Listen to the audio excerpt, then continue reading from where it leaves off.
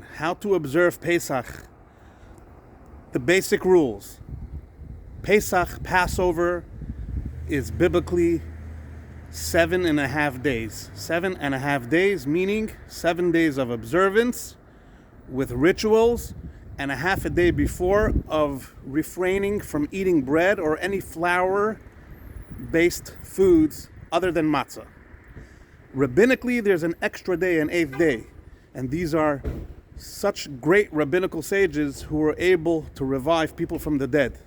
So when they added an 8th day, we don't play around. We want to be part of it, part of the positive energy. Now, so for the sake of the conversation, it's an 8-day holiday with a half a day before of refraining from eating bread. So here are the basic rules, and everyone could do it at home. Number 1, from the half a day before the holiday and the 8 days, rule number 1, you don't eat bread and you don't eat any foods that are made with flour because it's leavened, meaning there's yeast. The Torah prohibits for the whole duration of the holiday and even from a half a day before, as mentioned, from eating any dough that rised, because that symbolizes arrogance. And when the Jews went out of Egypt, everybody was experiencing such a great revelation of God's infinite light that everybody was humble. And even dough didn't rise physically. The yeast didn't even make the bread rise. So we don't eat any dough for 8.5 days. Now, the first 2 nights of the holiday is called the Seder. Seder nights. That's when the Torah gives us a commandment to eat approximately 1 whole round matzah. Eat the round matzah for those 2 nights, the first 2 nights of the holiday, Saturday night and Sunday night. I'm going to write the dates below. You eat what's called shmura matzah. Eat at least 1 round matzah each night, each person, man, woman, and child. It's delicious, the handmade matzah. It's natural. There's nothing in it besides water and flour. And it's cooked, it's baked within, it's kneaded and baked within 18 minutes so it doesn't rise. When we eat the matzah on the first 2 nights, we lean to our left as a sign of redemption, liberty from slavery. I'm rich, I'm free, I'm celebrating. You eat the matzah while you're leaning on your left. Eat a whole matzah each night, each person, the first 2 nights of the holiday. Number 2, we drink 4 cups of wine. Make sure it's kosher wine. You can find it in many stores, or grape juice if you need. Kosher grape juice. You can find it online. Kosher means that it was made under supervision of some rabbis, and it's not expensive, because we're worried that if it's made by a person who's not part of our faith, maybe he had in mind idol worship when he made the wine, that the wine is for his God, whatever God is in a person's head. People have all types of thoughts, and historically, wine was used for idol worship. So we don't want to get into that mess. We don't want to consume that wine the whole year, really. So especially, even if you're not careful yet the whole year, during the first 2 nights of the holiday, these nights are called the Seder, drink kosher wine, and drink 4 cups. Why 4 cups? Because when God promised the Jews that He's going to take them out of their great exiles of Egypt and out of this exile, the world and all its problems, when Mashiach, the real Jewish Messiah, comes and takes us all to Israel and there's peace in the world, revelation of God in the world, the expression He uses is, I will remove you, number 1, I will save you, number 2, I will redeem you, number 3, and I will take you out. And therefore we drink 4 cups of wine. You don't have to drink them consecutively. You can make breaks between. Eat your matzah, talk.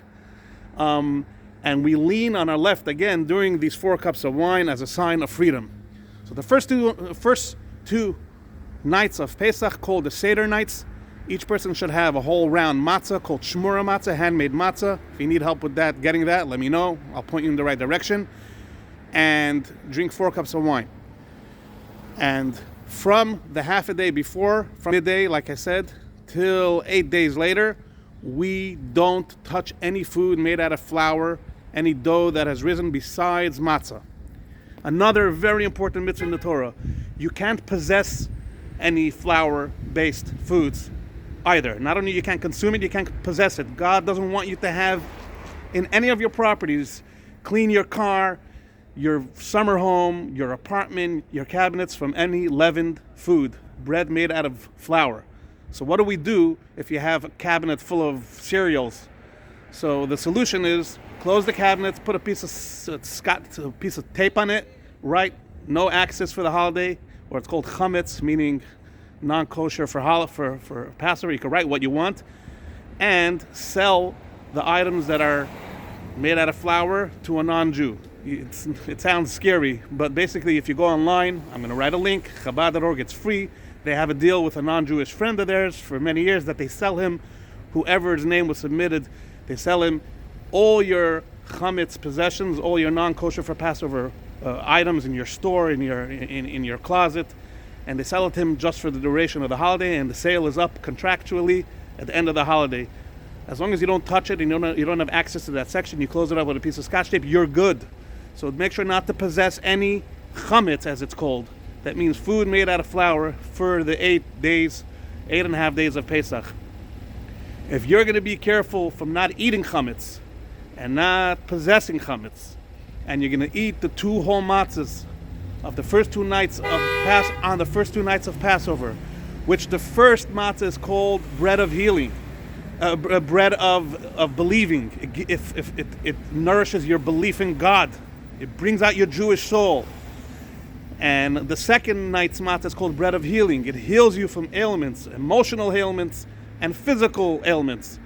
And mainly it's a mitzvah in the Torah. You're connecting to your God, to your people, to your history. If Pharaoh wouldn't have been forced to let our forefathers out of Egypt, he would have still remained a superpower, his great-grandchild, and we would have still been slaves in Egypt. It's a redemption that is our personal redemption. That's why we're free today. So if you're going to refrain from eating chametz, refrain from owning chametz, and you're going to eat the 2 whole matzahs, 1 each night, while you're leaning, and you're going to drink 4 cups of wine while you're leaning, both on your left, on the first 2 nights, and you're going to be happy, and you're going to remember and speak about the story of going out of Egypt. It's a very important mitzvah that on the first 2 nights, while you're drinking, between the 4 cups, you're not supposed to talk while you're drinking or eating. It's dangerous, our sages say, and doctors agree. You'll choke, God forbid. But while you're having the Seder nights, both nights, when you're eating the matzah or drinking the 4 cups, and you're leaning on your left, during that time, you should relate the story of going out of Egypt. You could get a book called the Haggadah. If you're going to say the story of going out of Egypt as well on the first 2 nights, you are connecting to thousands of years of history, to your God, to your people, to your own source, to your soul. And because of you, even if you're not observant otherwise, and you're not a perfect religious Jew, because you're celebrating that Seder, God will take us out of this current exile and bring us all to Israel. And not only the Jewish people will benefit, the whole world will benefit from the great revelation of God when the lion prophetically will lie with the lamb, and a lion will become no more a carnivore. He's going to become a herbivore. He's going to eat vegetables. It's going to be in your merit that Mashiach comes and there's a redemption for mankind. A Kosher Zisen Pesach.